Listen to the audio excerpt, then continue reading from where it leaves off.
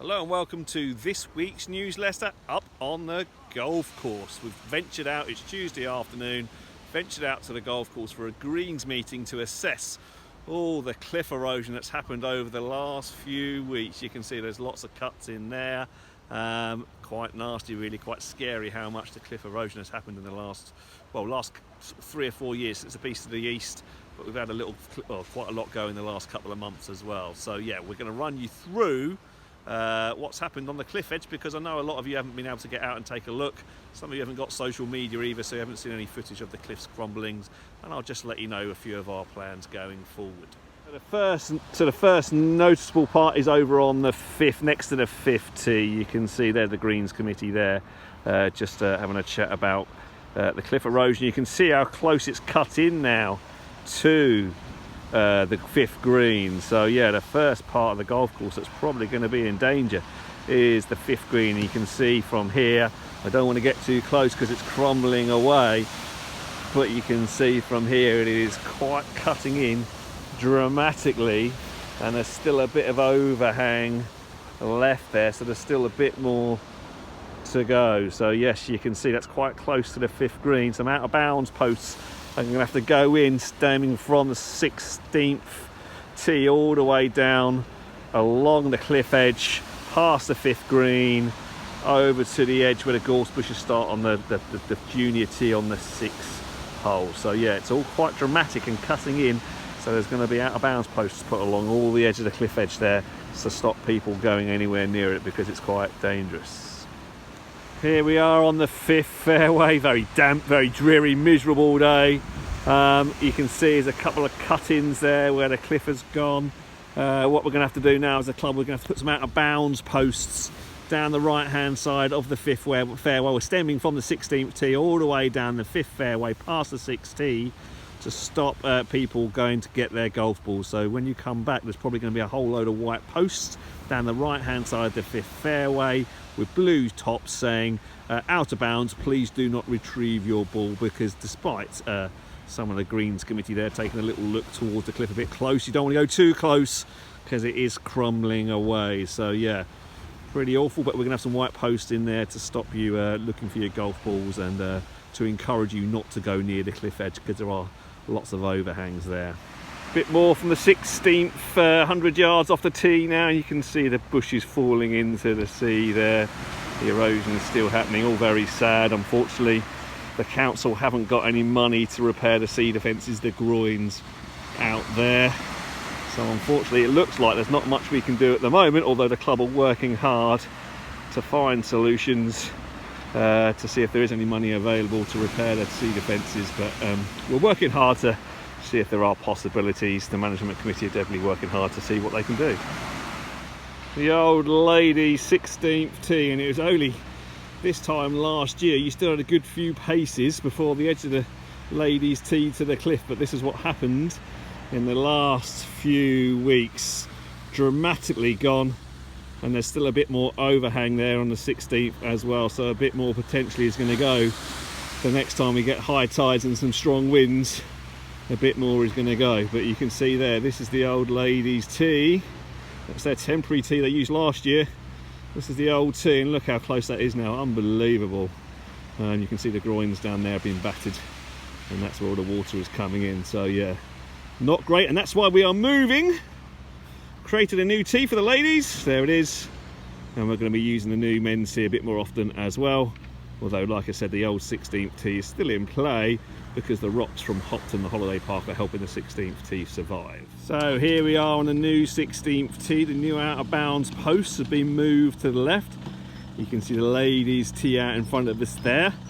I'm going to play for an interesting hole. We're trying to keep the shape of the dog leg. You can see the green staff and the Greens Committee down there just tinkering about with the white posts. But yeah, because of the cliff falling away, the 16th tee, the new 16th tee is going to be more in play, and obviously the ladies tee, as you'll see over there, the old ladies tee has almost disappeared. Half of it's gone into the cliff now, but the new 16th tee there, ladies, is there, and it's just about trying to create the shape of the hole now for the out of bounds. It might play a little bit easier. You're playing away from the trouble now off the new tee. The bush there, the start of the gorse bushes on the right is 230 yards. The bunker on the left is 200 yards, so it might just play a little bit more easier, but that's needs must, I'm afraid. We're still using the old men's 16th tee as well. That's not really any danger thanks to the rocks from Hopton, but I guess we'll be spreading the wear of it a little bit.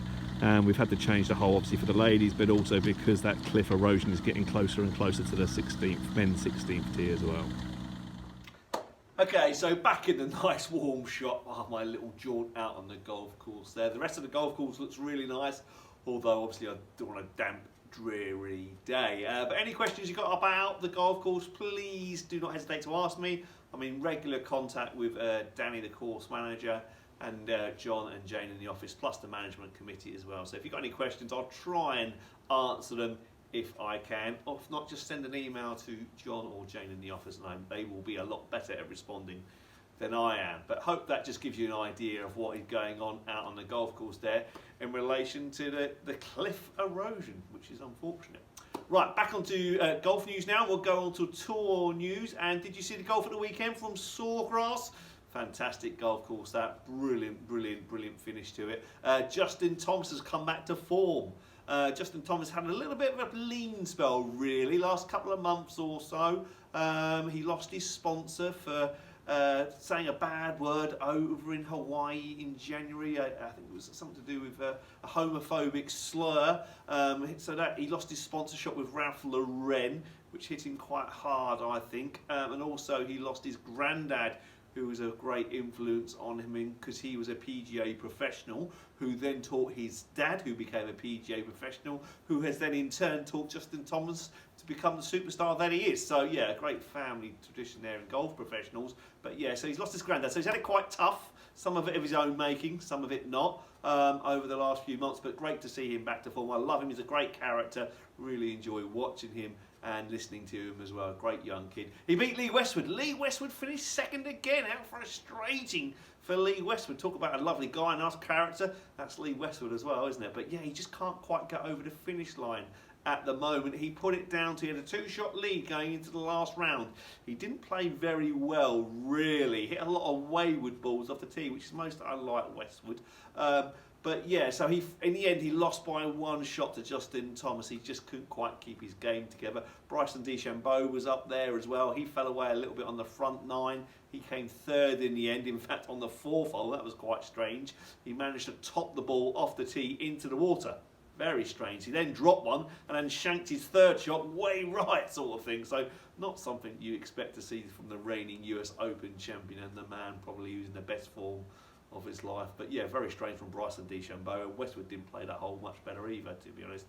So anyway, yeah, Justin Thomas won, beat Lee Westwood. Lee Westwood did cite out that he was a bit tired, 47 years old, playing back-to-back tournaments and in contention on both of those, finishing second week, back-to-back weeks.